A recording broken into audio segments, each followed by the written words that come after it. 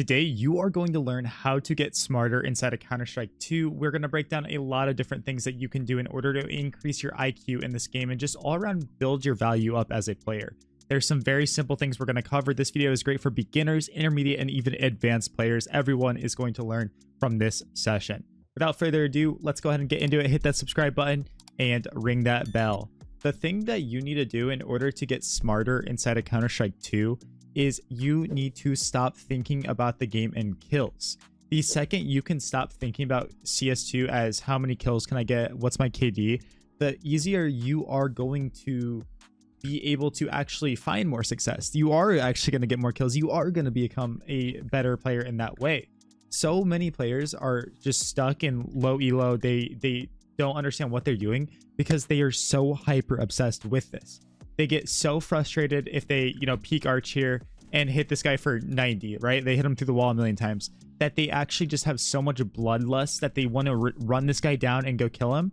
And then they completely forget about the fact that there could be a lane player and they look like an idiot. Then it's like, oh, cool. This is an extreme example. Obviously, not all of us are making that mistake. But at the end of the day, this urge to just get kills and kill and kill and kill is really making you a stupid player. It really is. Like, honestly and unfortunately, that is just the way it is. And it even goes into deeper things like, guys, how are we warming up? Most of you guys, to warm up, what are you doing? To get your aim going. One of the most productive and valuable things you can do for yourself is warm up by throwing utility, right? This is where you're going to learn a lot. This is going to go hand in hand with what we're going to talk about later in the video. But too many of us are so hyper obsessed with, oh, I need kills, that we completely forget that there's so much other stuff in this game that is going to make us a more valuable and smarter and better player. So the second we can stop thinking like that, it's going to open up what we're going to talk about next. But first, I have to give you a message about how to get the best looking Counter-Strike 2 skins inside of this game. Thank you to the sponsor of today's video, Skins Monkey. They are one of the greatest and easiest to use CS2 trading sites out there. You can swap out the skins you do not like for brand new ones that are so much more fresh. Even skins that are trade locked can be secured by adding them to your backpack. The greatest thing about the site is that you can buy skins for so much cheaper with a 35% deposit bonus when you use my code, CoJo. Make sure to check out the freebie section where you can get a free skin just by completing tasks. On top of the bonuses, you also get a $5 bonus when clicking the link in the description. All right, guys, so now that we understand we can't just think about the game through kills, well, what do, right? That's not good enough. We can't just say, oh, okay, I'm not going to go get kills. I'm not going to do that, because we need to understand what we actually should be looking at this game, what lens we should be looking through, right? So the lens that you need to look through is positioning and power. The double P's right there, the PP, positioning and power.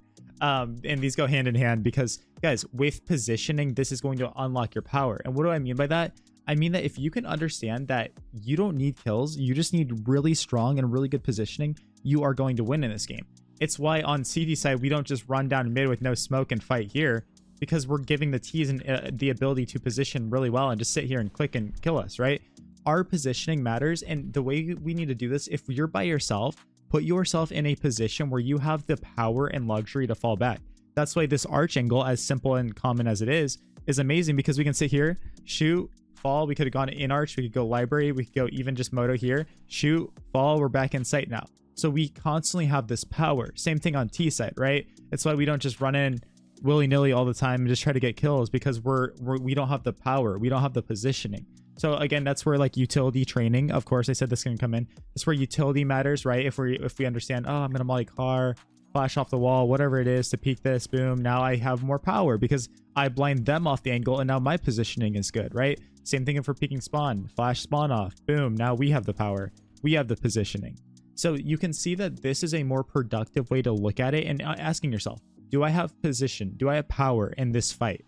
Well, I know he's corner, but he has an op, so definitely I don't have power in this. I have no power, right? So let's boost, right? Let's go ahead and get a person up here and boost to kill this guy, because now I'm going to surprise him with my position. Do you see how this is so much more important than just swing, swing, swing, swing, swing? So utility goes hand in hand with this when you're a solo queue, and it's so important. And if we can think about the game through that way, well, what does that mean? Guys, this is not a static thing. This is constantly changing. This is constantly evolving inside of the map in the game. If you're a halls player, right? You're a halls player, and all of a sudden they're flashing through mid, they're fighting and doing all this stuff. you might think like, hey man, I think I have some power here. I have a positioning advantage. And you're going to go push through this space that they don't have. And then boom, the T's are all out bracket. And especially in lower elo, there might be like 5 dudes out here, honestly. You know, they're all running out bracket, and cool, I'm already in boiler.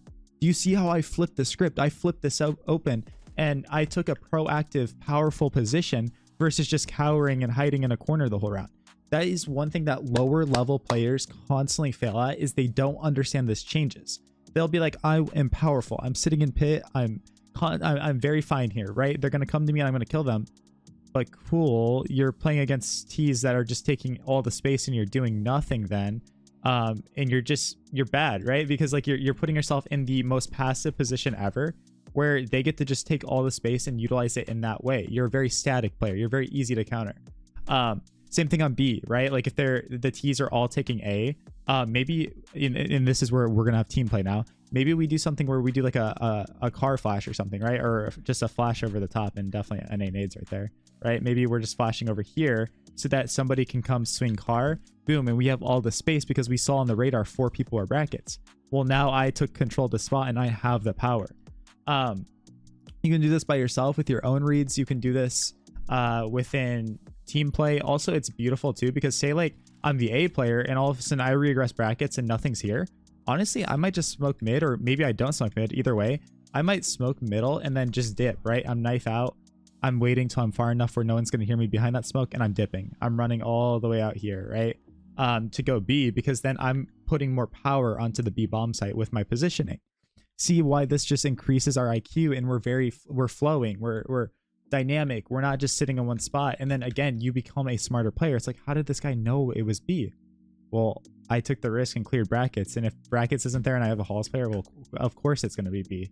And if it's A, they're going to have to retake all the space and come back here, right? So it is so important. You can do this with duo as well, like duo flashing, re-clearing. For those of you on B, I don't actually know this. I should, but I would never throw it since I don't really need to. Is the car retake util, right? And I say that because I'm an opera, guys. Still no excuse, I should know this anyways, but like a car retake util pack where you retake car, cool. Again, positioning.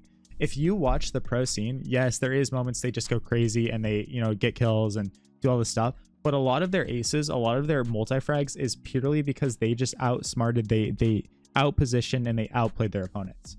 You can't just look at this game as run around, go get kills and do this. One easy way to do this, guys, is to learn like insta smoke. So here on Inferno, one thing that we're doing on CD side is we are instantly smoking down mid. Why? Because this is going to give us more power. Anyone that's opping T stairs are sitting here, which in low level and matchmaking, they always just sit here. They literally will just sit here and not move. Well, cool. Now you're literally taking all this space from them, and it's like taking candy from a baby, because now you're running through alt mid. Now you're in there in the smoke that you just threw. You get flashed through it. You're doing all these things. I'm so serious, guys. If you watch my stream, twitch.tv/CoJoMoCS, I've learned every single one of these instant spawn smokes, and I'll throw a few of them while I'm talking here just to explain, that I will throw these every single CT round outside of pistol. I will throw these smokes every single round because they're not playing CS then. Once I'm throwing these, they're so far behind the game. They have no clue what we're doing that it literally just ruins the Counter-Strike that's being played for your enemies, and you're just completely out dominating your opponent. I mean, people start to not know what to do, and they literally on T side will come through here against me and smoke alt mid like this. So you just get to play the game, and it's a lot more fun, right? You have so much power. You get to dominate. You get to do whatever you want. So an easy way is with early util like that. Take space that normally you wouldn't be able to. And a lot of that's through learning on YouTube channels and YouTube videos, watching pro demos and POVs, right? Same thing on CT side. A lot of people will be throwing this instant banana smoke, and hopefully I hit it. Oh, I missed it, but it's still gonna kind of do its job, I guess. But they'll throw an instant banana smoke, and I can't believe I messed that up.